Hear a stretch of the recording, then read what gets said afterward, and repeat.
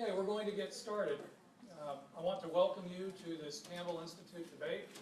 My name is Grant Reher. I'm the director of the Campbell Institute.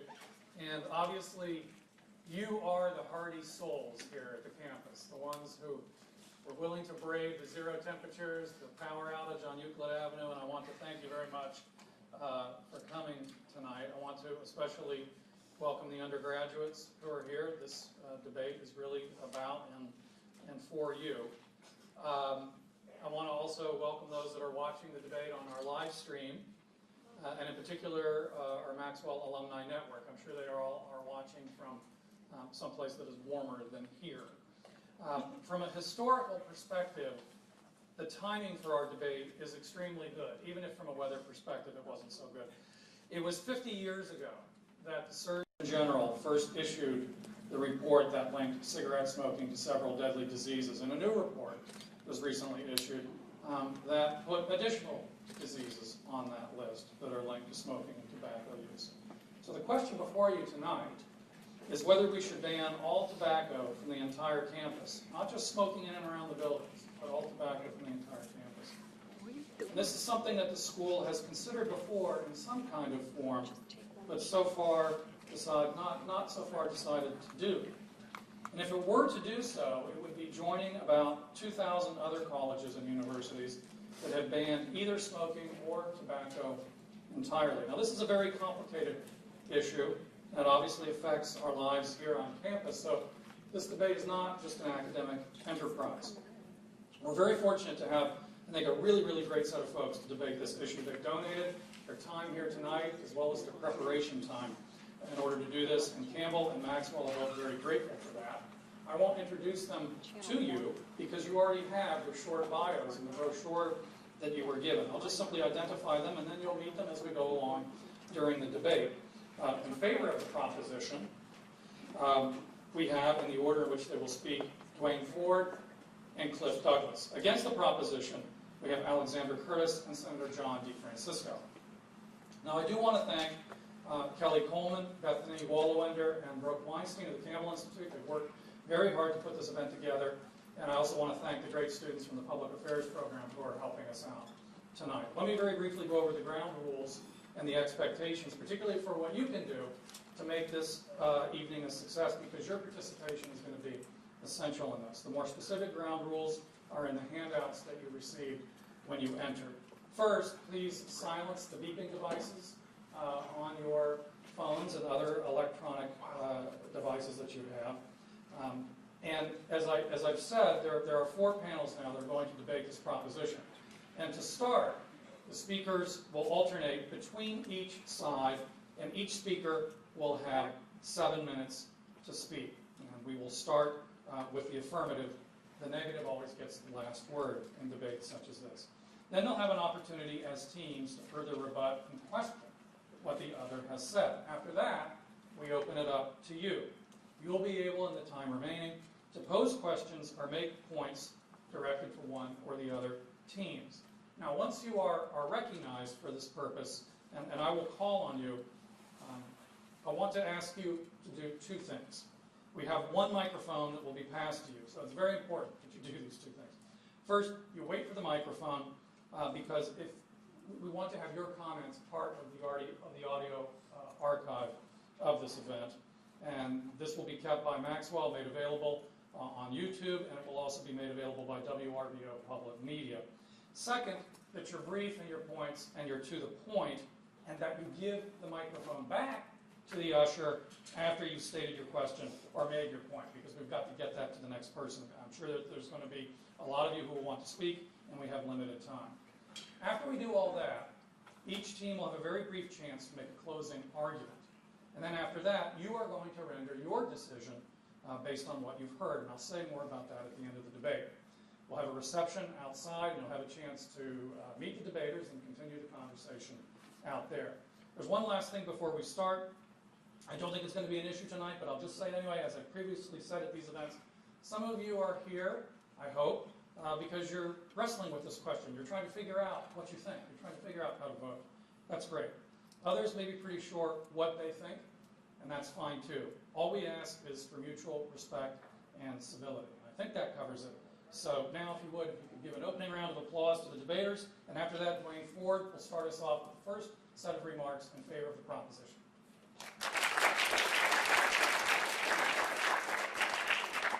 The floor is yours. I want to thank Grant and the people at the Campbell Debates for organizing this. It's a great opportunity. This is actually my first debate, and I want to preface this by saying, excuse my shoes. I chose functionality over fashion this evening by wearing boots.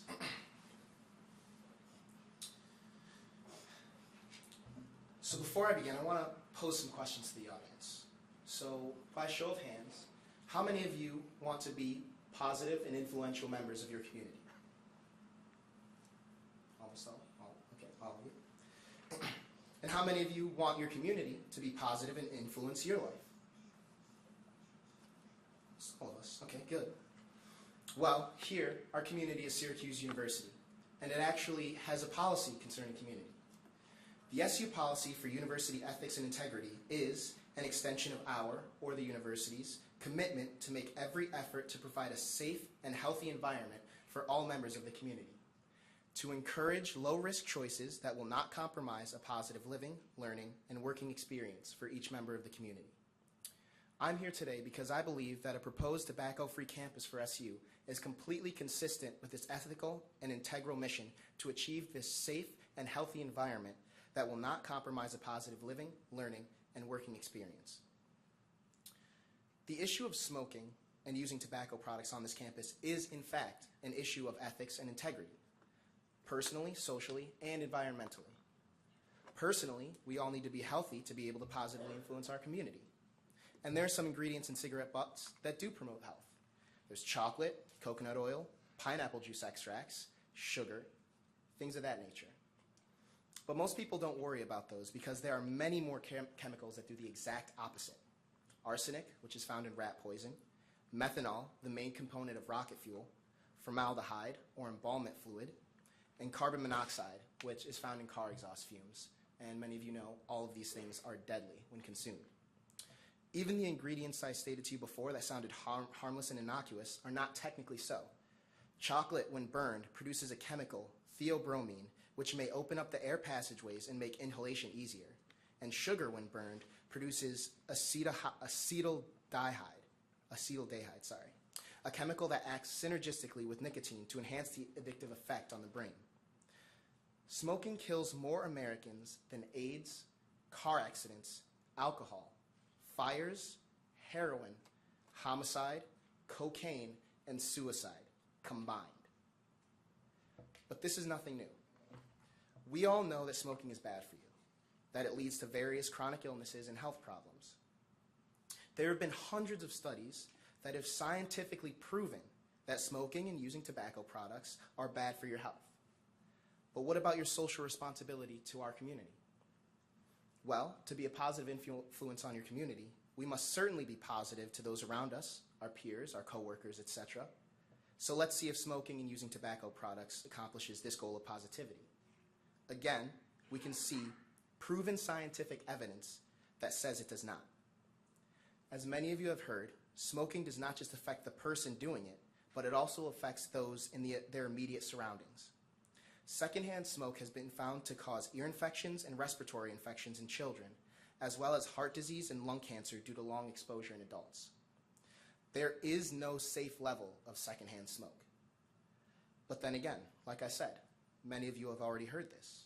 Smoking is proven to be unhealthy to both those using it and those within the immediate surroundings.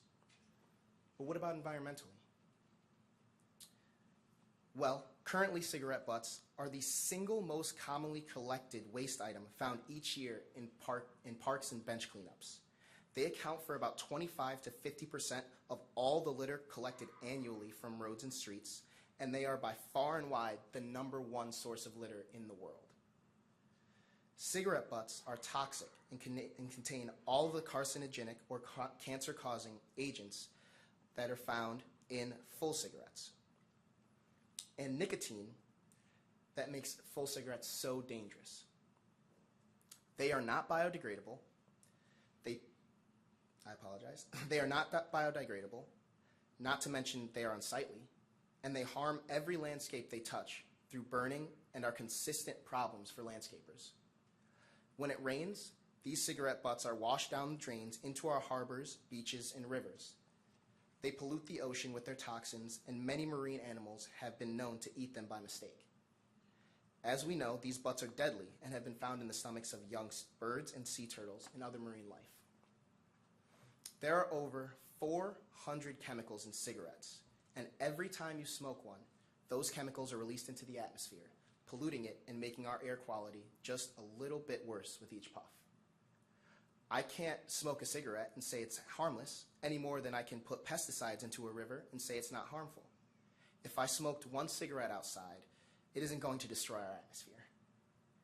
And throwing away a couple of cigarette butts isn't going to ruin our parks and campuses. But doing it in large quantities can. Smoking can pollute our air and erode our landscapes if it is done in mass numbers. And by the evidence we have about pollution and litter, we can see that it in fact does. I believe the opposition is going to talk about liberties and personal freedoms and the right to choose your own lifestyle. That's great. But what about the personal freedom of being able to live a life without smoke?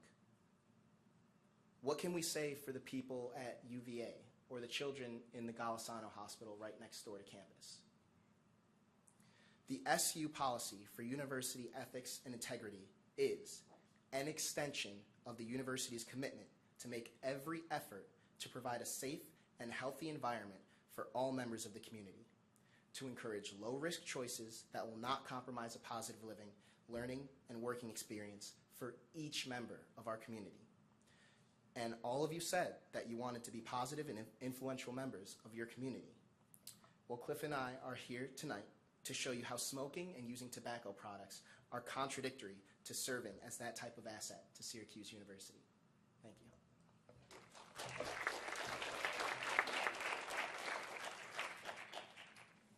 Alexander Curtis.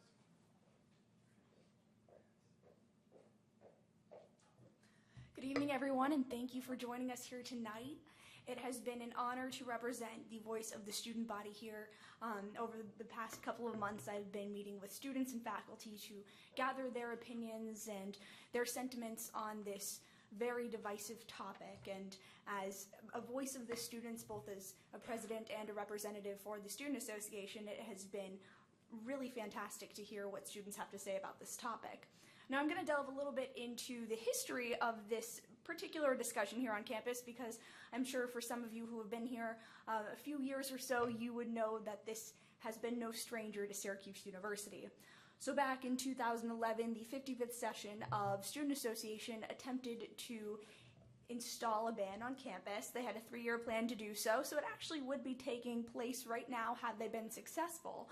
But of course, not only is it not happening right now, it hasn't been talked about for the past 3 years. And quite frankly, that has much to do with the way the student body has felt about this and the way surveying and proceeding with this has come about in the past couple of years.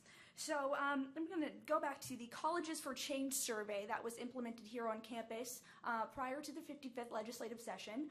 And this was done with the Onondaga County Department of Health, which is under the New York State Department of Health, so that's where Colleges for Change falls under. And this survey was distributed to 1,500 students and faculty members at random. Had a rather great response rate. 1,167 responded, which is a good number for the sample size. Of course, we have a much larger campus, but setting that aside, when they presented the results, the numbers of students who actually smoke and faculty members who smoke is very low, as is the amount of people who were actually affected or felt that they were affected or even minded secondhand smoke. So it was just about under 25% that actually felt that it was something that kind of bothered them on occasion. And of course, that could be a moderate to an extreme level, but still 25% is relatively low given the amount of people who are surveyed. And of course, in that survey, campuses or colleges for change also failed to entirely include any fifth-year students in that program, which has outraged a lot of members of our School of Architecture. Of course, it's a 5-year program, and that fifth-year thesis is quite difficult, and I know that there are a lot of students who were very upset with the way that this was conducted. So moving on to what the Student Association did with these results, they presented them to the Assembly. The Vice President and President were very adamant about making this their entire platform for their term. Of course, when they actually met to have a town hall meeting, that was widely publicized, and there's been a lot of information released about what they were doing with this initiative. There was a lot of campus buzz about it. Only 6 people showed up to that town hall meeting, and 5 of them were representatives of the Student Association, showing that there was just very little student interest in this altogether. Now, of course, looking to our own population here at Syracuse University, I think it's commendable that there are students at other campuses and campuses that are so passionate about this and have actually been able to enact change. And one of the things I've been proud to do in the past 4 years in my multiple capacities as a student representative is travel around and meet with other student governments and see what policies they've implemented and what things will be feasible here at Syracuse University. So I've obviously been talking to student body presidents and representatives across the country about this, and been doing this since my freshman year. And time again, the students who tell me that they've been at a campus who's tried to do something like this or is currently going through something like this, it's something that has pushback from students, there's littering that increases, and there's a lot of protest on campus about it. Now, of course, it's been successful at some schools, particularly religious institutions, much smaller institutions, and community colleges, for an example. But here at Syracuse, I think we have a bit of a different culture that really prohibits us from actually wanting to adopt this kind of policy in its full. We have a very large international student population. I actually had the pleasure of living with one of our international students for 2 years, and in that time she expressed how smoking was part of her culture. It was something that she had inherently grown up with and something she didn't want Syracuse to take away from her, and that was very much what many of those international students felt connected to. That was something that resonated with me, and I know that goes back to just individual liberties, which my opponent here touched on, and I'll definitely delve into that a bit more. But the other thing is we do have a lot of students here that might come to campus having smoked before, might come to campus having not smoked before, but end up picking it up. And time again when I ask students, so why is it that you've developed those habits, or you know that it's unhealthy, why do you stick with it? It's something that's been a stress reliever, or it's helped students focus, or they feel that it's been something that's actually been beneficial to them, and should we have to move them off campus to do so, it would just take away from their long nights in the studio or in the warehouse. So it's interesting overall that my opposition thinks that smoking somehow, or putting this ban on campus on smoking and tobacco will stop people from smoking, and it will stop people from tainting the air in the area in which we attend university. In reality, it's just going to push people off campus. We'll see people on Marshall Street, over on Waverly, University Avenue, all New York State streets that are public domain. It's not something that we can actually institute this ban on. And of course, when it comes to instituting a ban, there's having to follow up with that and actually enforce this. So when we look at DPS, how is DPS going to do? They already have a hard enough time catching vandalism on multiple university buildings on campus, and time again we hear about students who don't even have DPS officers to escort them home or give them those services that DPS claims that they do. So by adding one more thing onto the laundry list of things that our DPS officers have to do to effectively serve us, I don't think that is quite the most productive thing we can be doing with our time here at Syracuse. So going back to me being here to truly represent the student voice, I feel that this is very important given that we have had data that backs this up, we've had research that backs this up, and we have students and faculty members who continue to speak against it. And I think in this day and age, if we have 2,000 schools nearly that have implemented a similar policy, the fact that we haven't done so here already at Syracuse, which is a rather progressive institution and ahead of the game in many capacities, I think that speaks a lot about who we are as a campus and the kind of culture we have here. And I think it will continue to stay. So thank you.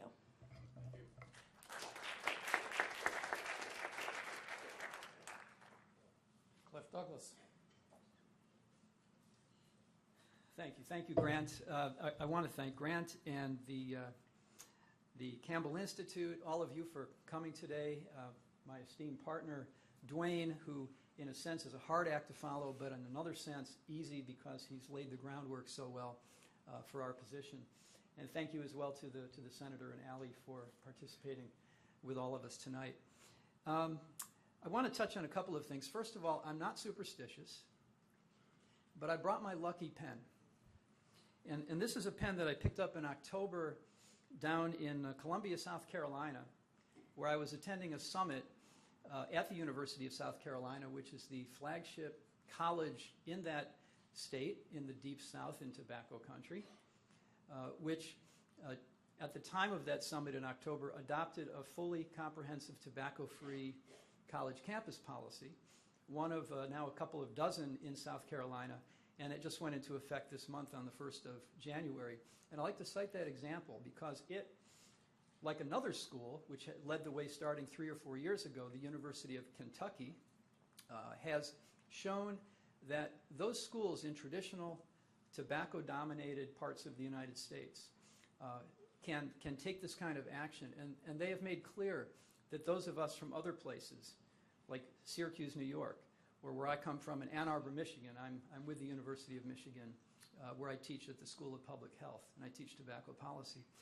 Anyone can do it. And let me just note, for starters, before I get into a couple of other details, that there are a variety of colleges and universities, as Ally noted, around the country that have taken this position, eliminated smoking, and in many cases, all tobacco use on campus. But they include a lot of large universities. Michigan, in many ways, is quite similar, in fact, to your institution. We're blue, you're orange, but it's all pretty similar. The entire University of California system, the City University of New York, all 23 or 24 campuses have gone fully tobacco-free. There are now 1,182 identified 100% smoke-free campuses all around the country, every single state. New York itself New York State has dozens of these campuses. And I just want to note, we started the national program that I serve as director for, the college campus, the Tobacco-Free College Campus Initiative that we instituted in partnership with our lead federal health officials at the Department of Health and Human Services and the Surgeon General and the American College Health Association. We launched it in September of 2012, so about 16 months ago. And in that time, the number of institutions around the country with fully smoke-free policies has increased by, and I'll give you the exact figure, 52.7%. And of those, 44.3% fully tobacco-free. So, in other words, in less than a year and a half, we have added another 408 of these campuses in the United States with these policies. The reasons are clear. First of all, there's health. And Dwayne highlighted well the unique nature of the tobacco epidemic. It is by far the leading preventable cause of death. In this country, in New York State, in Syracuse, I can guarantee it, and worldwide. Nothing else approaches it. And I brought this large volume, which I'm just going to hold up. I promise not to read it, starting in page 1. But this is the 50th anniversary Surgeon General's report. I attended the release of it last Friday at the White House. And it is a remarkable document, and I just want to drop it for your entertainment. This is the weight of the evidence. And what they found in this report is that smoking kills more people than we knew previously, which is remarkable because we've been studying this closely for 50 years. There are now almost 500,000 fatalities in the U.S. annually from cigarette smoking. And since that 1964 Surgeon General's report, there have been about 2.5 million deaths in the U.S. from exposure to secondhand smoke, which really in some ways goes to the heart of the need to restrict smoking in public places, on campuses, and places, as you know, like restaurants and bars. And this is why, for example, the senator, and I thanked him earlier, supported the New York State Clean Indoor Air Act a few years ago, because it goes to the heart of protecting innocent bystanders against unwanted and harmful exposure to secondhand smoke. Just a couple of other points in my remaining seconds.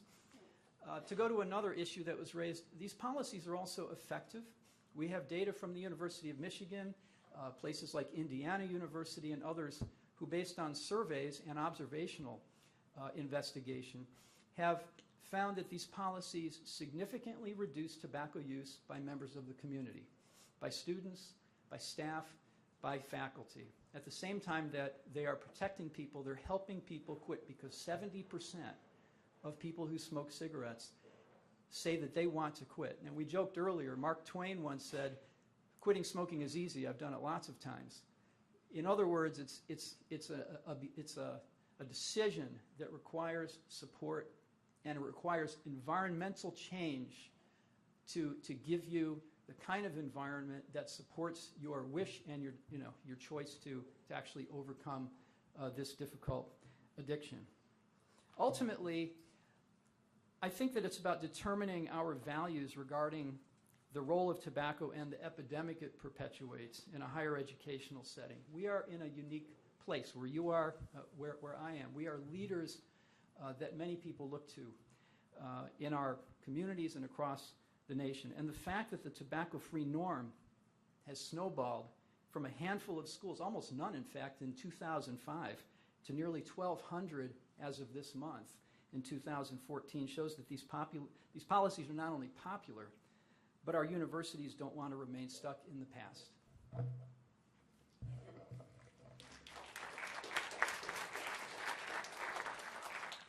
Senator DeFrancisco. Thank you, Grant, for having this debate and the panelists here.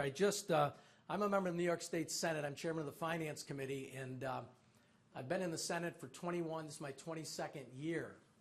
And having heard Allie speak, my partner, I just hope she doesn't run against me, because I'd be in really deep trouble.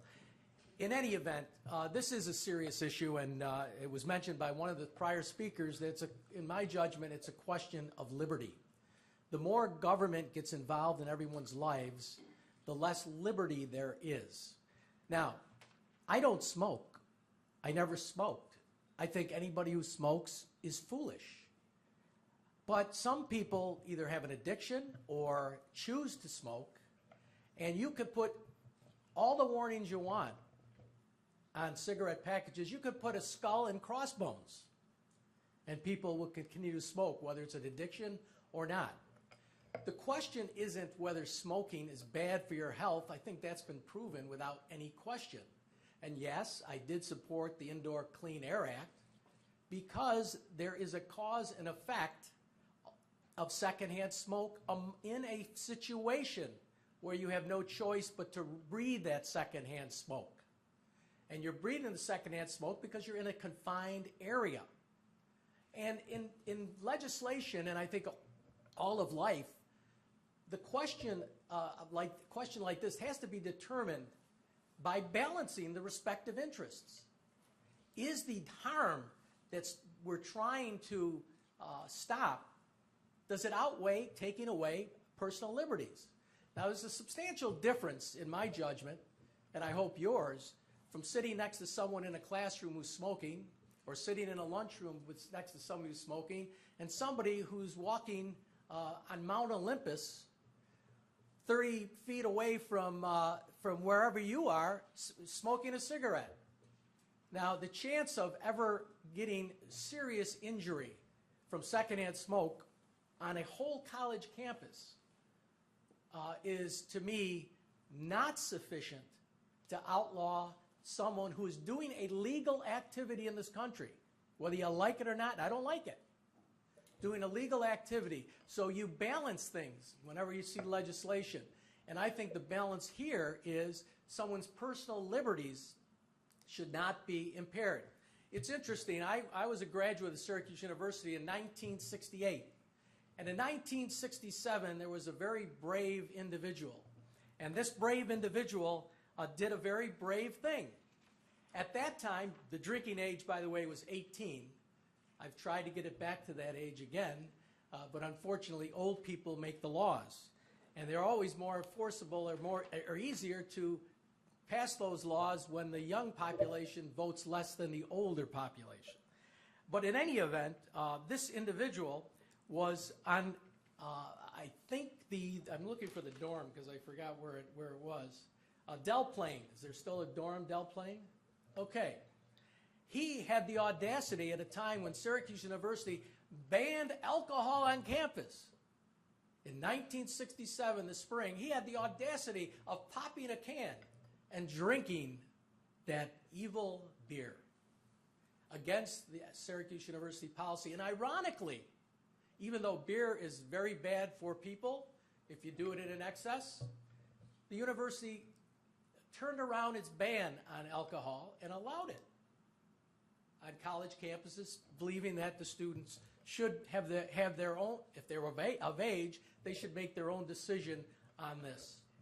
And how far are you going to extend whatever seems to be healthy has to be allowed, and anything anywhere remotely giving someone potentially giving a problem, where do you stop? There's maybe some of you drive cars on campus. I would submit that the emissions from cars are substantially, the health concerns of emission from cars are substantially greater than someone smoking a cigarette walking down the street in the outdoor air. So it's a slippery slope that you start when you start banning things, even if everybody agrees they're bad things. Is the ban necessary in order to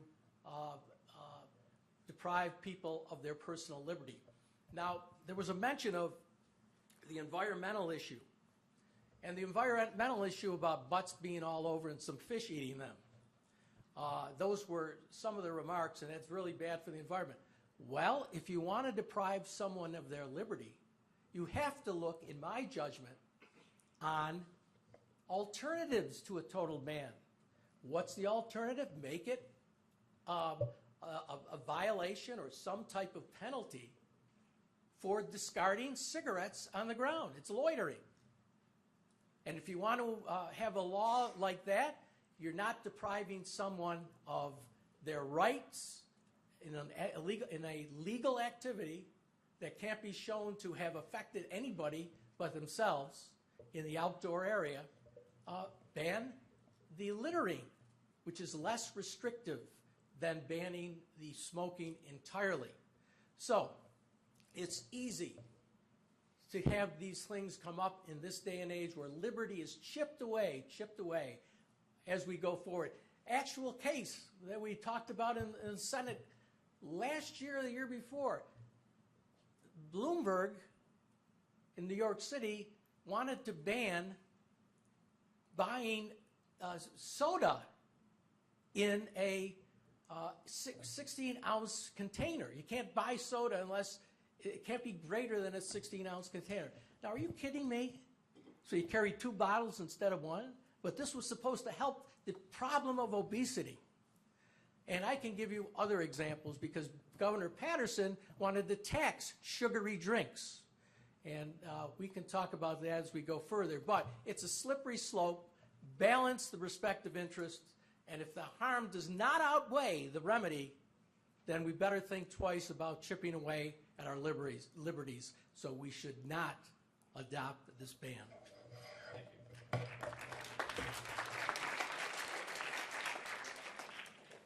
So we're going to move to the portion now of rebuttals. Each team has the opportunity to either make statements in rebuttal or directly challenge something the other team has said or pose a question.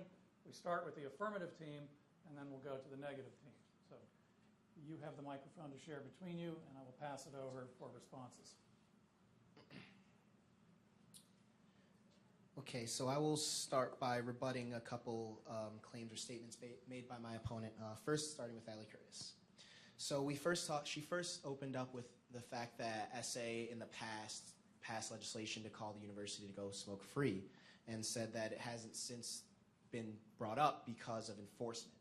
Well, that's not entirely true, because with every administration, there are new goals, there's a new agenda, right? Obama doesn't care about the same things that Bush cared about, and Bush didn't care about the same things Clinton cared about, just no more than Allie Curtis cares about the same things Dylan Lustig cared about than Neil Casey cared about. When you change administrations, you change policy, and you change agenda. You care about different things. The thing about saying that smoking is a part of your culture. I don't accept that argument, because there are many cultures, not many, but there are cultures in which women are oppressed and degraded.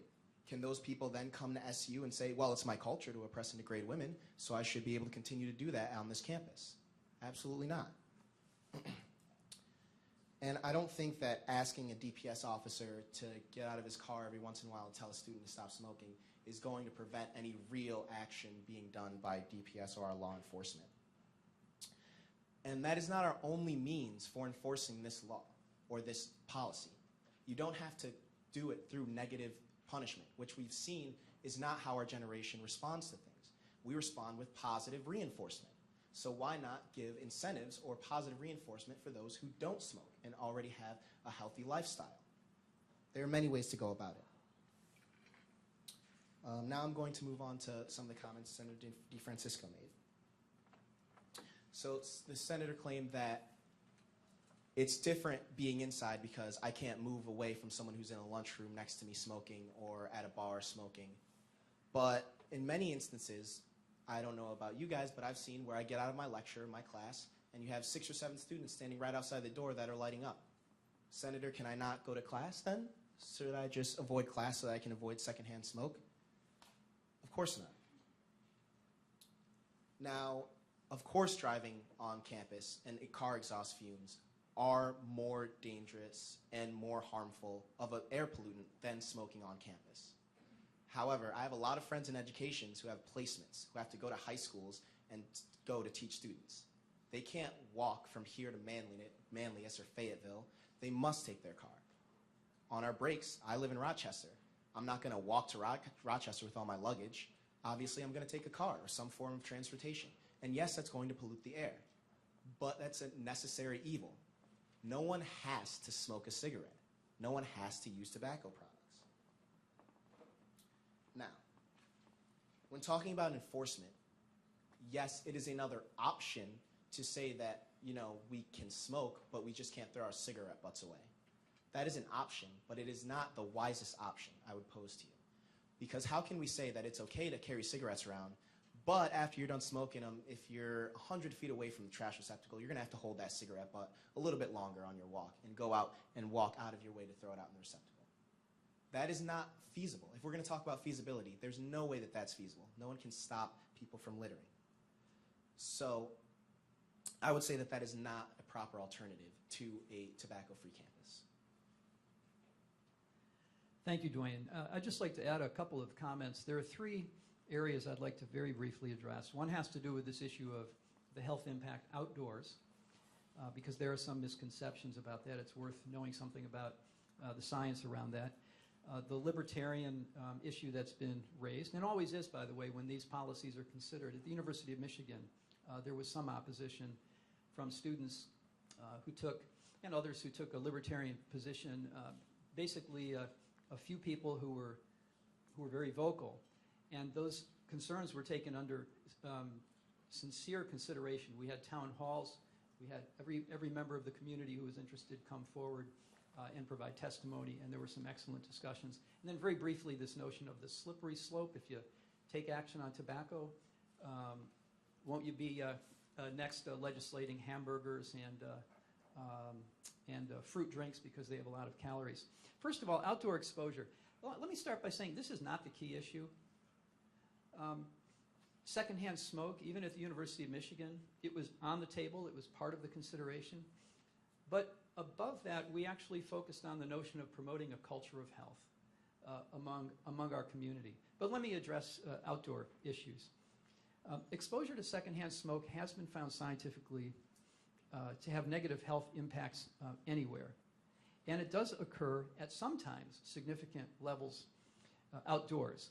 Let me give you a couple of bits of evidence around that. Levels of secondhand smoke exposure outdoors can reach levels attained indoors depending on the direction and the amount of wind and number and proximity of smokers. Remember, oftentimes you're not talking about a single smoker, but there might be a group who may be in the vicinity of other people walking by. We've already heard the very genuine and important concern about smoking outside of doorways. Many university campuses where smoking is permitted around campus have footage requirements. You're supposed to smoke at least 15 or 20 or 25 feet away from doorways. But they fail everywhere, and this is one of the things that actually prompts many of our institutions to say, this isn't working, so we've got to expand the policy because this is ineffective. Smoke easily infiltrates buildings through doorways, through windows, through ventilation intakes, and the only way to prevent that is to expand the policy more widely. But now this is a scientific thing, and you'll need to look it up if you want to get some more of the detail, but I'll note it. Irritation from secondhand smoke begins at levels as low as 4 micrograms per cubic meter. I was an English major, but I take at face value from the physicists and other scientific experts from the Environmental Protection Agency who have briefed us on this and conducted these studies that this is important. And in some outdoor situations, this level can be found as far away as 13 feet from the burning cigarette. There was one a study which I thought was fascinating because it kind of highlighted the importance of this issue. Studies on a cruise ship have found that even while cruising at 20 knots and with unlimited air volume circulating, outdoor smoking areas contain carcinogens in nearly the same amounts as inside the ship's casino where smoking was allowed. So this does matter. Again, we're not putting that forward as the first issue, but there is a health issue involving outdoor exposure. Now, a key point when considering these policies is that they do not compel individuals to quit smoking or using tobacco. If people wish to keep using, that is their option, but they can't do it in the particular venue. And this is true in so many places, certainly indoors, but there are more than 900 parks where smoking is prohibited now all around the country, including some dozens around New York State. Smoking and using tobacco in public is not a protected, inalienable right, in contrast with such fundamental rights as freedom of speech and press and assembly. And my own feeling as a former civil liberties lawyer before I got into the tobacco field is that characterizing tobacco users as members of a persecuted minority rather inappropriately likens those who engage in tobacco use to minority groups who have faced centuries of persecution and discrimination based on skin color and ethnicity and gender and sexual orientation. And I'll tell you, having been around this now for 26 years, I have to admit it, the tobacco industry cleverly promotes this perspective to serve its bottom line, but we should keep it in perspective. Smoke and tobacco-free policies more properly fall within the category of health and sanitary regulations. And the question, the dichotomy of a couple of questions has been raised, and I think it's interesting. One question is, do I have a right to smoke? And another question is, do I have a right to smoke in public? And those are two separate questions. Finally, the slippery slope has just really never come true. The tobacco industry for decades has argued that if you regulate smoking, if you pass policies that restrict where people can smoke or not smoke, and take other actions to reduce this epidemic, well, the next thing you know, again, you're going to legislate McDonald's out of existence. But McDonald's is doing quite well in spite of the obesity epidemic. And I know of not a single instance around the country in all of those almost 1,200 campuses where when they have adopted smoking and tobacco-related policies, where anything else has followed. Not a single example. Thank you. Okay, we'll turn to the negative side. They have 10 minutes of rebuttal. All right, so I'm going to start off going through a couple of points that Dwayne brought up. Obviously, Dwayne is quite familiar with the Student Association, having served as my vice president, and he threw out a couple of instances of different student association administrations having different goals than each other, and it correlated that to Bush and Obama, who of course are from opposing political parties. One of my favorite things about being into politics and student politics, rather, is that as student association, we represent the student interest. We don't represent a particular political party.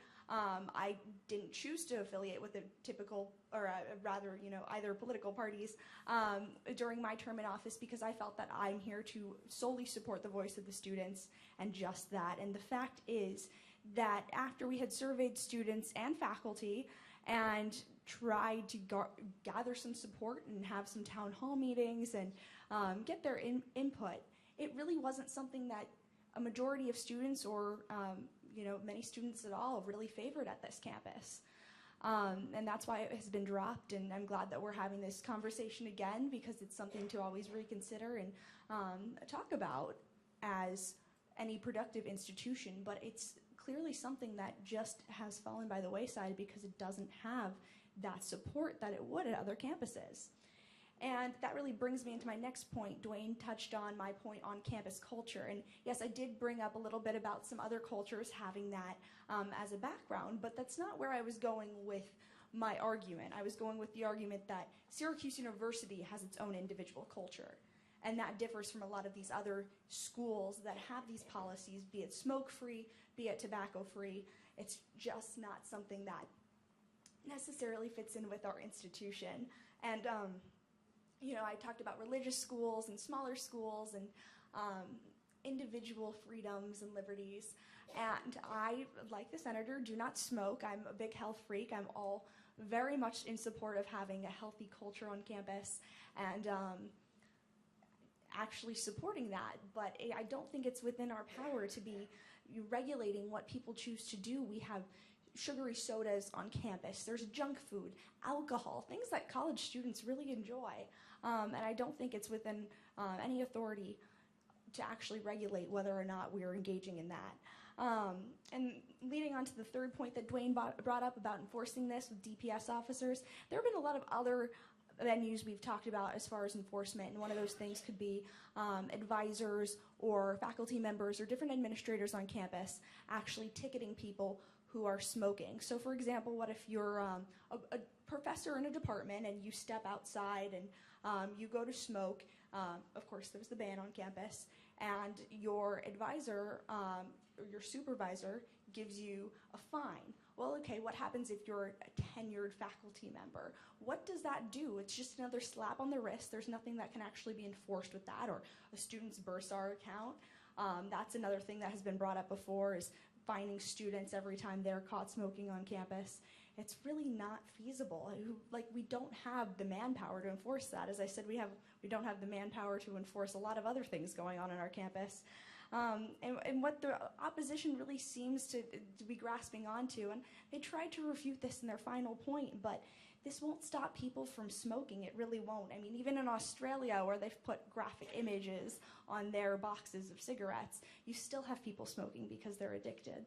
And it doesn't really change anything when we're just going to be pushing them off to another side. Now all of a sudden we'll see many more smokers on Marshall Street. It'll be a much more condensed area as opposed to having people diffused around campus where it doesn't really bother anyone. And in my 4 years here, I haven't been bothered by it at all. So, you're just redirecting people to a particular venue and setting them aside there, and that's not quite the way we should go about it. So that wraps it up for the points that I had, and I'm going to turn it on over to the senator. With all due respect, Professor, we never characterize smokers as the persecuted minority. Maybe the tobacco companies have. Maybe that's their strategy. We're portraying those individuals as people who are doing illegal activity in a location that is very unlikely to cause any serious injury to anyone who happens to be in the outdoor campus. Now, I think Professor conceded that, the health risks for the other people that may be exposed to this secondhand smoke outdoors really is only one of the issues. We want to promote a healthy culture. Well, if the secondhand smoke, if the best evidence you have is surveys and anecdotal evidence, observations, well, that doesn't cut it as far as I'm concerned in depriving someone of their right. And if the secondhand smoke injury to people is not really the main thing we've been talking about, but really promoting a culture of health, it's not a slippery slope. We should stop people from being fat. You eat junk food, that should be stopped. We want to promote a healthy culture. Drinking on campus should be stopped. It provides a habit that when they get behind a wheel, they may cause substantial damage to individuals, or they may get in fights on campus or do something foolish because they're under the influence. So if the whole point of this is to promote a culture of health, how could you say that there's no slippery slope? There are many things that are unhealthy that students on campus do that should not be prohibited. Now, we haven't seen the slippery slope. Well, the slope is already happening in the state of New York. I told you about Mayor Bloomberg's situation with banning bottles above 16 ounces. One of the most, quite frankly, the asinine things I've ever heard in government. Well, the courts struck it down. The court struck that health regulation down, and it's already up on appeal. Sugary drinks. I'll remember, we're just starting Monday our budget hearings. And Governor Patterson, who's a good friend of mine, promoted a tax on sugary drinks. And the health commissioner at that time, Commissioner Daines, was advocating for this. And we went through the same debate or question and answer period about, well, if you really want to be concerned about obesity, why don't we limit what foods can be eaten? We provide millions of dollars a day in public assistance benefits. We want to promote health. We should prevent or prohibit individuals getting government assistance from taking unhealthy steps. The irony of it, Commissioner Daines said that, you look at him, he was slender, in good shape, feeling just terrific. And I said to him, how did you ever last this entire period of your life and not be obese when there's never been a ban on sugary drinks? Well, I take care of myself. Well, isn't that really what it's all about?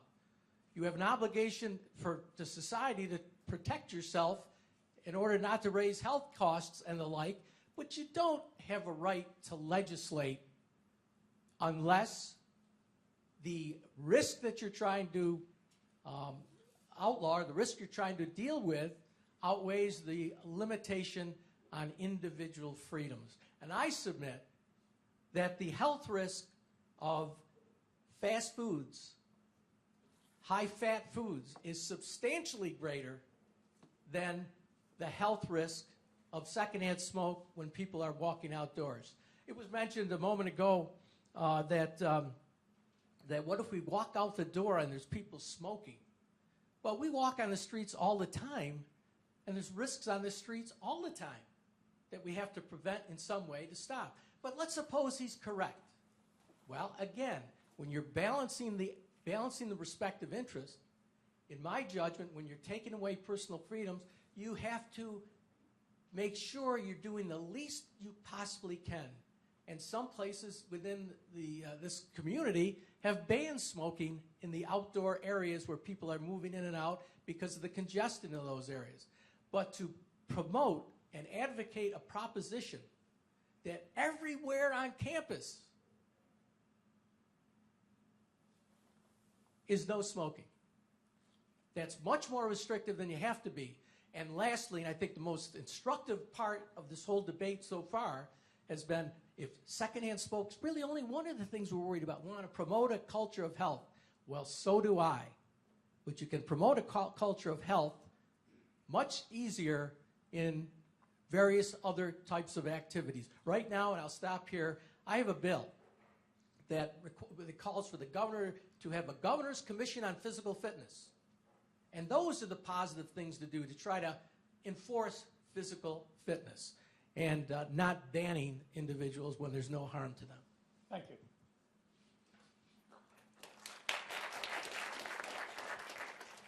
Okay, so I need my microphone runner. Wherever that, oh, you've got one. So we've got two here, potentially. All right, so this is the time when we're going to move to your portion. Questions, brief points that you want to make. You can direct them to one of the other teams or an individual if you choose.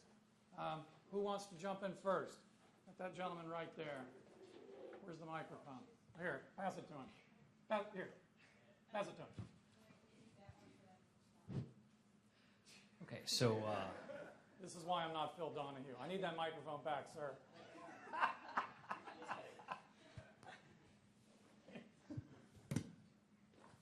I'd prefer that mic. Just kidding. Okay, so my point is for the affirmative team.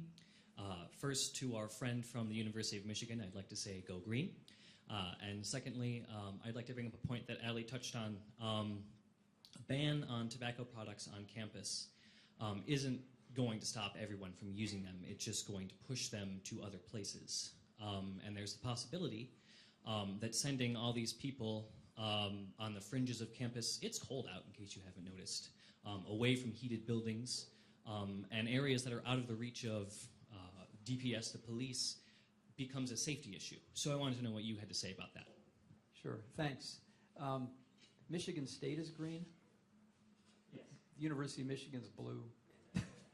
But that's not my answer. I appreciate that. Here's the facts around that, and it's important because that's an issue that is often raised, it's often asked about. What about safety? What about people who persist in their tobacco use, who then go off campus? The general response is twofold. First, again, we've repeated the fact that there are well over 1,000 of these policies now around the country. And some of them are on very large campuses. Mine is an example, but there are others. I mentioned Kentucky and South Carolina, Ohio State, which is, I think, the third largest university in the country. All of these large University of California, now it's warmer there, but they're large campuses and people have to go off. So the safety issues remain. To my knowledge, there isn't a single reported incident, not a single one, where that concern has been borne out in terms of an actual event where someone has faced a crime or safety threat that didn't exist anyway. In other words, nothing has happened as a result of these policies. But here's another part of it too. When campuses do this and they do it properly, and they do it in a supportive and respectful manner, campuses provide significant support to tobacco users. While a majority wish to quit, a number obviously continue to smoke and use other products. And that support consists of not only providing cessation support, as they should, and doing it free or low cost, but also providing nicotine replacement products. The Food and Drug Administration has 7 approved products. 5 of them contain nicotine, so you can get your nicotine delivery, and a couple of others like Wellbutrin have multiple uses but are used in smoking cessation or maintenance. If one really does need their nicotine, there are a variety of ways to do it and to do it lawfully and to do it effectively. And these are products that are marketed with FDA approval because they're safe and effective. They deliver the drug to those who need it for whichever purpose they want to use it for. So these should be made readily available. And there are many, many instances, some of them hours long, where people who use tobacco tied themselves over on airplanes, at church, in the movies. I mean, you name it. There's more and more these days. And there are ways that people manage that process. So, I mean, the response would be that support needs to be provided. People need to be able to stay on campus if they wish to. And they're then, going to the senator's point, there is a degree of liberty, of choice here, and people do get to make the choice. Am I going to continue to smoke or use other tobacco products? Am I going to quit? Am I going to use substitute products temporarily to assist me in this daily living type of decision? So I hope that's helpful. We've got a quick response here. Well, we've got a quick response here. And then Yeah, I just, I understand that these nicotine substitutes are legal and they're legally available. As far as I know, so is smoking. That's legal. And the fact that there's alternatives that someone wants to impose on somebody else is simply not a basis for prohibition, as opposed to simply providing some regulation, as in buildings, where it really affects others. And it seems to me, to prevent someone from doing something when it was just mentioned that there's not one reported case about somebody getting injured because of personal safety, I'd like to see if there's one reported case of someone getting sick, ill, from secondhand smoke from people walking around campus having a cigarette. I doubt it. And if If that is the case, I would really question the basis for that conclusion. I want to move on so we get more questions, but we'll come back in here. And I want to try to call on two so the microphone can go. Why don't you get that gentleman there, and then we'll take this woman with her hand up right there afterwards. Okay, go ahead, sir. All right, so I have hopefully two quick questions. I'll be as brief as I can. The first question is for Mr. Ford. You brought up the issue of the UVA and the Children's Hospital. And I guess I thought there were already restrictions in place for smoking, and so I just wanted to hear a little bit about that. And my second question was for Mr. Douglas. You said the primary issue was not the secondhand smoke, but promoting a culture of health on campus. So I'd like to hear a little bit more about why Syracuse University that should be a primary goal, as opposed to, say, promoting a culture of individual choice and responsibility, which would be more in line with allowing cigarette smoking on campus. At least that would seem to me. So I'd like to hear both your responses to that. Thank you. What's your name? Jason. All right, Jason. That actually, I'm glad you asked that because it goes right along with Ben's question. So, yes, when I made that point, I was stating that I had already made the point that secondhand smoke is bad for our atmosphere and bad for our air. And when you have two hospitals right next door and Upstate Medical, obviously those people who are already sick, it serves as bad, even worse for them than us who are healthy. And to go off of sort of Ben's point, yes, they do already have those restrictions in place. But where do you think they're coming to smoke their cigarettes now? Right here on this campus. Syracuse University is serving as a dumping ground for those three areas currently right now. I think there was a question directed to Cliff. Yes, thanks. You're asking about the culture of health, which the senator enjoyed also. But I appreciate focusing on that. There is a mission that higher education in the United States has, and there are a number of missions. One of the key ones is serving to protect and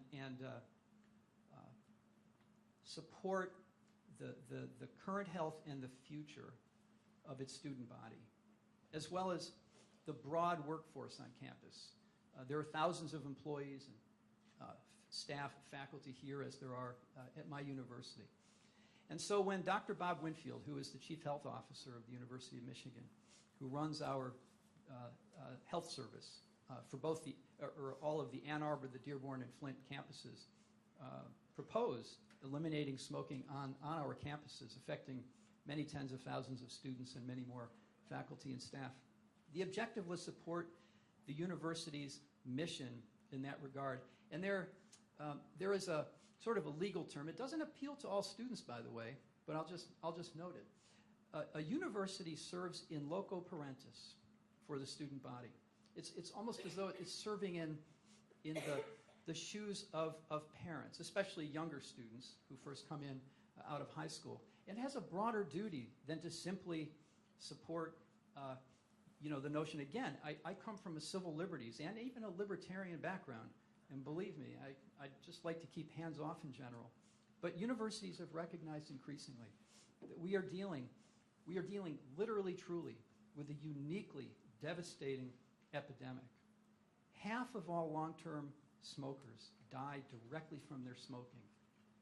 And of the almost 500,000 Americans who die each year from this, there are another 16 million Americans living with chronic disease that will in many cases lead to dying 20 or more years early in this country. I'm not talking about the rest of the world, in this country. This is unique. Tobacco products are not widgets. They're not hamburgers. And they can be isolated because we're talking about very specific, distinct products. We're not talking about soda. We're not talking about fast food or fatty foods, which you can't regulate in this way, nor am I or anyone proposing that. This is unique, and that's why we have seen a long-term, unique effort across this country. I mean, dating back 50 years, but with regard to college campuses, the last just handful of years, to deal with this problem directly and with an impact. And it has worked because it has reduced smoking rates among students everywhere that research has been done to show the results of these policies on campus. I think the opposing team wants to say something about this. Yes, go ahead. Thank you so much for both of those questions. Brings up a great point that we didn't really get to touch on too much earlier about the close proximity of Golisano Children's Hospital upstate and UV. And I, like I had talked about before, am very concerned with the implications of a smoking ban because we would be moving those smokers off campus to find other locations where they can actually go out and have a smoke. It's very worrisome that those locations might actually be directly outside of the hospitals, which I know the opposition is also very concerned with, just the overall health of people in those areas. So by keeping people where they are right now, we definitely keep them away from the children and other people who have been sick and fallen to illness already. In loco parentis. That's exactly why the Syracuse University, prior to 1967, banned alcohol on campus, even though if you're of age that you could drink it, because we're here standing in the place of parents, and therefore we're going to ban it.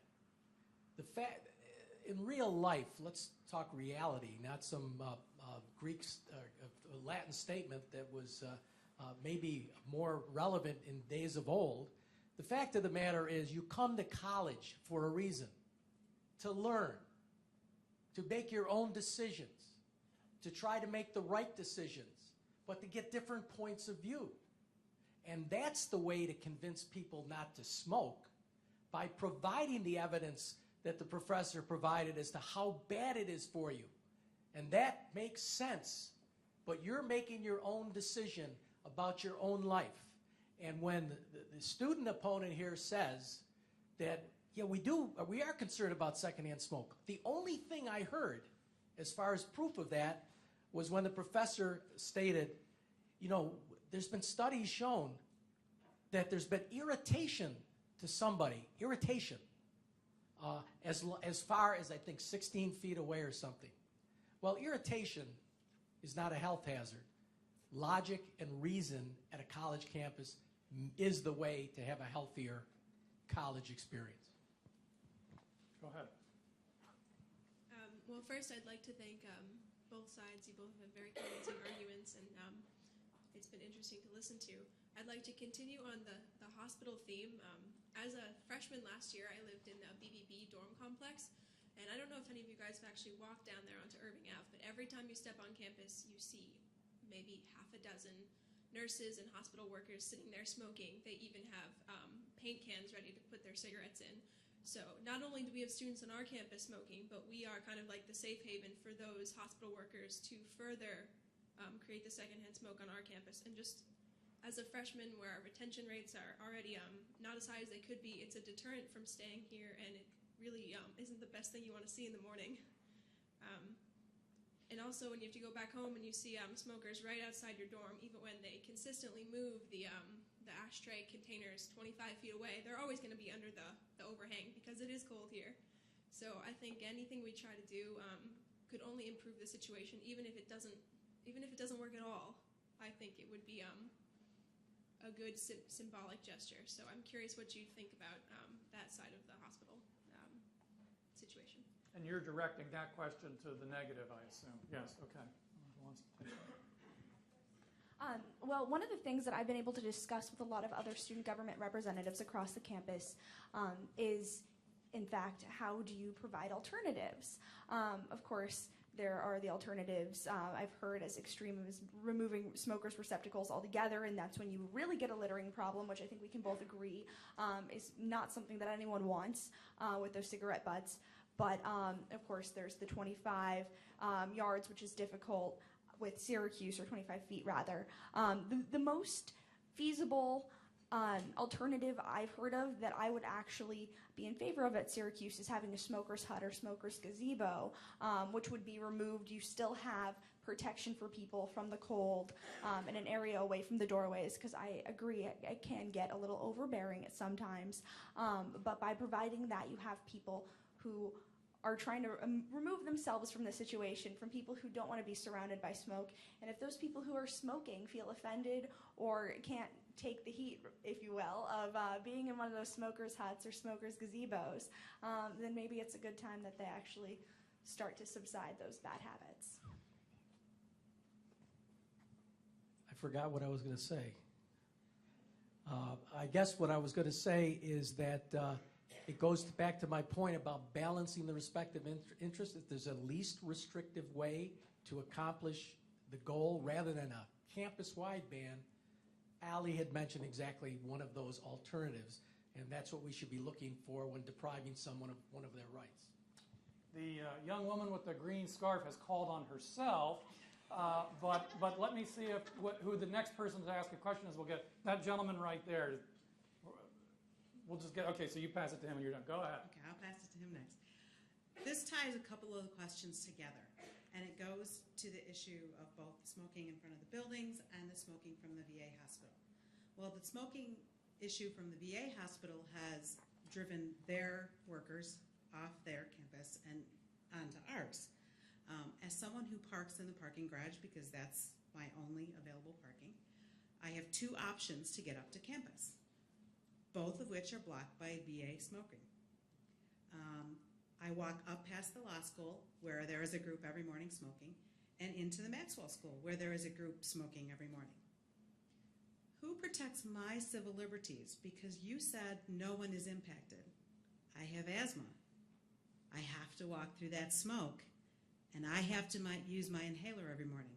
So who's watching out for my liberties? Is that directed to the negative, I assume? Okay. So there is no way that you can get from your car and avoid smokers. Is that the case? Unless I walk down to Marshall Street, yeah. I find that very difficult to believe. But in any event, with respect to your liberties, half of your problem is what some would not be regulated by this ban insofar as the smokers that are on public property that's not on campus. That's part of your problem, correct? No, I walk onto campus. They're on the stairways at our campus. Okay, so how would you enforce a ban against on-campus smoking by someone from the VA hospital going onto your campus to make that happen? Does the police have any jurisdiction to stop those other people from going on campus? I think not. And so if you don't have an effective remedy or enforcement ability, then your problem can't be corrected by this particular issue. I believe, Cliff, you want to address the enforcement question, is that right? Yes, briefly. The point that you've raised is really critical. Not everyone is created equal in terms of health. And there are some people who are more vulnerable than others, people who have asthma, for example. An asthma attack can be triggered, and it can be a serious one, by brief exposure, passing exposure to smoke. We can't dismiss that as being unimportant. Academic institutions, like all communities, have chosen to ban smoking outdoors for health reasons, but also for other legitimate reasons. And I just want to return to that very briefly, such as controlling litter or decreasing fire risk, which is true outdoors as well as in, and protecting residents from nuisances. And when I say nuisance, it's not the trivial sort of thing where my 11-year-old comes in and wakes me up way too early by jumping on me in the morning. That's a nuisance. That's not what I'm talking about. I'm talking about it in the legal sense of nuisance. It's considered a tort. Nuisances are frequently controlled even when they're not physically harmful. Take, for example, the countless laws and policies that regulate or entirely ban loud noise, or billboards, or public drinking, which we have touched on, barbecuing. You can't just go and barbecue anywhere you wish on campus. I'm sure that's true. And requiring picking up after your dog, the contents of which, by the way, unlike cigarette butts, are biodegradable.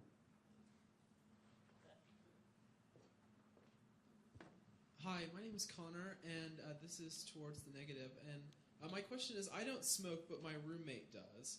And when he wants to smoke, he just goes outside the dorm rooms and, he smokes there. And it doesn't bother me whatsoever, right? But if we were to implement a ban on smoking on campus, I know he's not going to walk off campus to smoke, right? He's going to want to do it any which way he can. Do you think that all of a sudden now my roommate's going to want to hide his smoking habit within our dorm room, and then in turn that will bother me, whereas right now it's not bothering me at all? So this question is directed to which side? Negative. Negative. I agree with you. Sounds like a friendly question. Very friendly. I agree with you. entirely. And your remedy, I guess, would be to go to the university that's in loco parentis, being like your mother and father, and look for another roommate, and not banning smoking totally on campus. So I agree with you. Do you folks want to respond to that?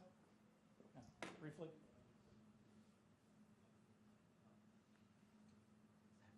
One of the truisms about these policies, we've talked about enforcement and ensuring compliance by campus security and the like. We don't do that at the University of Michigan.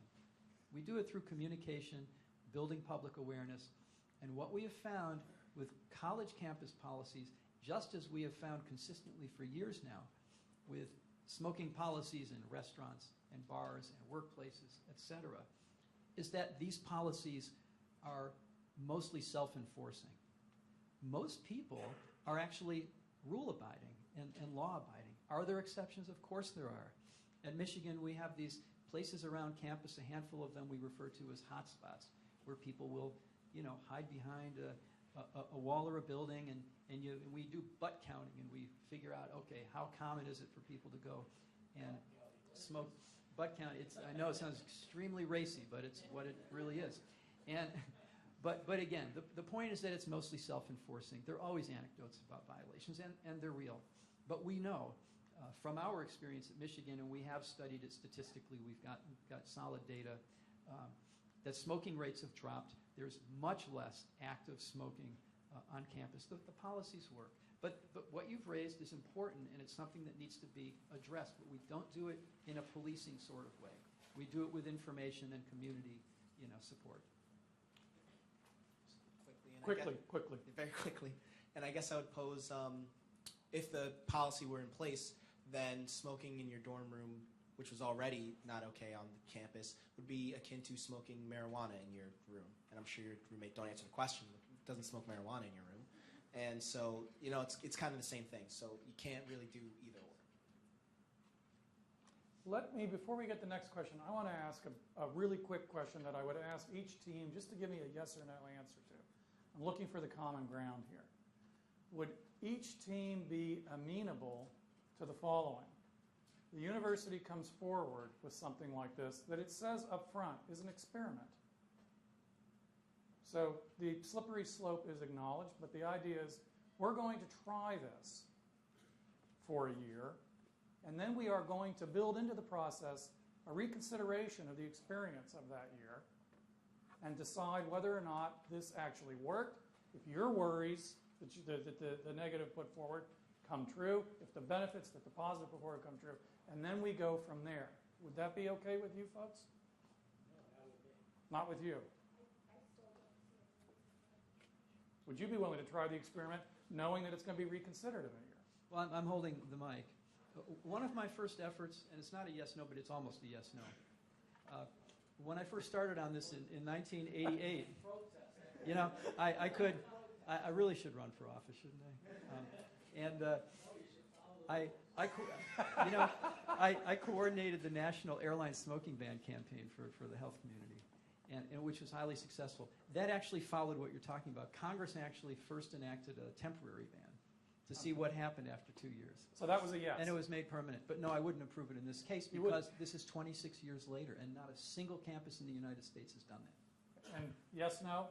No, wouldn't go. Okay, that didn't work. 2 more questions here. You got the microphone. Who's going to go after this gentleman? You want to go? Okay, the 2 of you. Go ahead. Go ahead, sir. Brandon? Okay, give it to Brandon. He's a plant. Okay. My name is Kyle. Oh, jeez. I am a first year, and this question is put towards a positive. You talk about this policy actually being effective. Now, as an economics student, I can tell you right now, the big problem with tobacco is it's an inelastic product. It's not. It's a demand that whether you tax the living daylights out of it, we're going to still spend tons of money smoking. It's the best disincentive. If you make it illegal, there's about 30 or 40 different other substances that are illegal that still sell like hotcakes on the illegal market, aka the black market. Does this solve the problem? I don't think so. My opinion, the best policy would be to socially discourage it to a certain degree. People don't see any reason to even start it. And very, very quick response here because we want to get the last question and then we need to move to closing That's remarks. awesome that you raised the elastic. Seriously, your professor ought to be thrilled that you've gotten. I mean, really, because smoking is a fairly inelastic because of the addiction involved in it, chiefly. When we raise tobacco taxes, we lower smoking, but not by as large a percentage as the increase in the price. Okay, and it goes to the inelasticity, but it also shows that it works. It means that it's stubborn, but it actually does reduce smoking. The two most effective ways of reducing tobacco use in our society, raising the price and implementing smoke-free policies. It's been demonstrated time and again in just a countless number of peer-reviewed studies. So we know that it works, but the issue that you raise is a good one because it highlights the unique nature of this product and its usage. And let's get this last question over here. Am I allowed to ask, like, 2 small questions? If they're quick, go ahead. My first one is for Ms. Curtis. You mentioned that smoking huts or gazebos would be a possibility, and I think that's a good start to start somewhere. Would I have to pay for that as a student here? Because I'm not for smoking on campus, but would I have to fund that? What's your second question? Put 'em My both. second question was for the senator, and it was if I'm revoking someone's right to smoke on campus, and that's not fair, if they're smoking within my vicinity, I mean, you said that secondhand smoke, like, show me someone who's ill from it. I may not get lung cancer until I'm 30, but from breathing in secondhand smoke every day here, I mean, does that mean you're taking away my right to life to support someone's right to smoke? So those are my questions. Well, I certainly agree with you. I wouldn't want to pay for that either, especially as a non-smoker. There are a lot of different ways you can seek funding for something like that. I know if somebody brought that to me while I was still president, it's not something that I necessarily would want to be paying for student funds with either, so that wouldn't be coming out of my own pocket. But I would certainly seek other outside sources for funding. Obviously, there are people who are very passionate about this, and there could potentially be an organization somewhere along the way that would be willing to help contribute to this should their company or what have you feel very passionately about that. So definitely not in support of student funds. And by the way, you'd have to pay for increased enforcement and the administration of all the tickets that are going to be given and the fine system. So you pay either way. So by voting for this ban, you're not reducing the cost of a one-time expense to have these facilities. Secondly, whether you don't have any rights, what I'm saying is that you have to have proof of health concerns, not just irritation, not just dislike, to ban it everywhere. And if there are certain places on campus where heavily traveled around buildings, there's a less restrictive way to deal with it than an overall campus ban. No one's talked about walking up Mount Olympus yet. Is that what it's called? Mount Olympus? I forgot. It's been so long that I've been here. I mean, well, I think I've made my point. Thank you. We're going to move to closing statements now. We start with the affirmative, and Dwayne Ford is going to be speaking on behalf of that team. Go ahead. Taller than Senator DeFrancisco. All right, thank you guys all for staying, except for her. Thank you guys all for staying with us through the whole throughout the whole debate. I appreciate it. So I want to preface this by saying, Cliff and I, we're not inept. We know that if we impose a policy of a tobacco-free campus, it's not going to eliminate smoking, but it is going to reduce it, and we've shown that.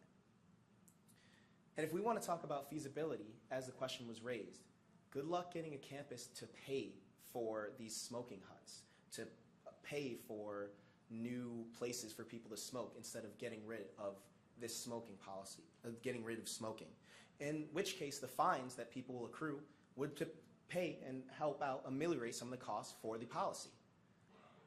And none of those almost 1,200 campuses, by the way, have butt huts, as they're called, cigarette butt huts, in which you can smoke. They just went tobacco or smoke-free.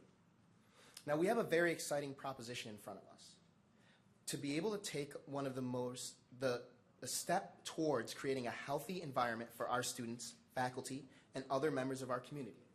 While it can be said that smoking is a lifestyle and a choice, I have yet to meet a smoker or a tobacco user who wasn't trying or hoping to quit.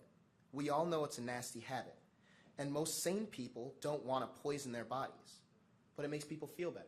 It's a stress reliever. It's a crutch for helping us cope with our daily lives. People don't want to smoke any more than they want to shoot up heroin. It's an addiction. And an addiction is not a choice. Being addicted to tobacco is not a freedom. And if we want to hold true to the Syracuse University policy of creating a healthy environment for good living, learning, and working, if we want to be people of ethical conviction for our personal lives, social interactions, and environment, if we want to be positive and influential members of our community, which you all said you wanted to be, we must be free. We must ban tobacco from our campus, and in the words of my opponent, Syracuse is a progressive campus that serves as a leader in New York State. So why not continue this trend by becoming one of the only private institutions in New York State that is tobacco-free? Thank you. Thank you.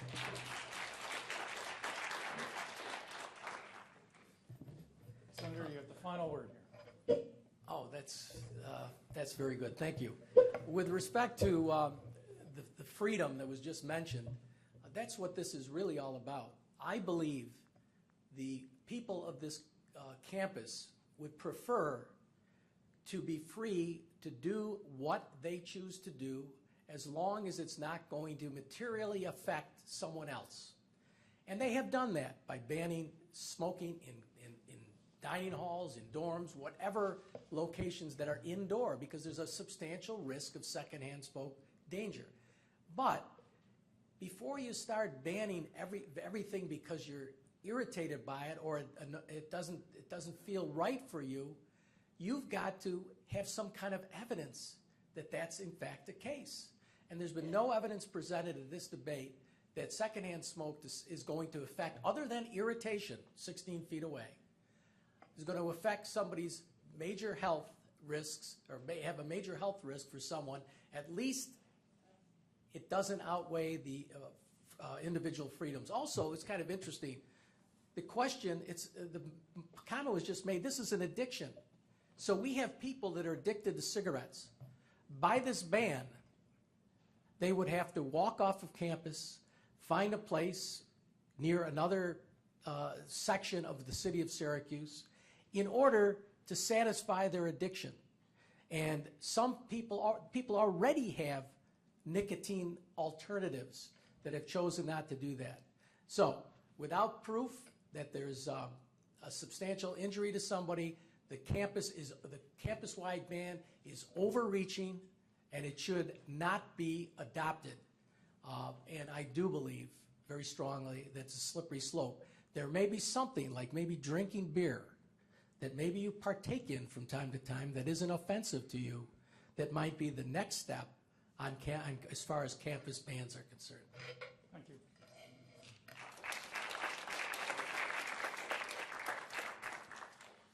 So let me just, as we wrap up, I want to thank, first of all, the panelists for a great debate and for also being mindful of the time.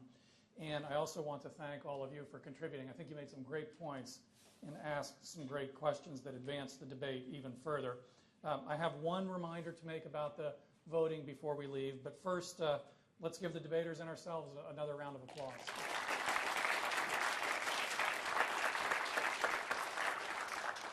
So you completed a ballot on your way in. You've heard the debate. Now we want to hear from you again on your way out. There's a second set of ballots out there. They'll be handed to you as you leave. I'd like to ask you to fill them out immediately and put them in that box outside the room again. We will tally them very quickly. And during the reception that I'm going to invite you to right now, which is upstairs where there are refreshments, we'll announce the results from both the entrance ballot and the exit ballot. So join us for that, and we'll continue this conversation, and maybe we'll figure it out up there. Thank you very much.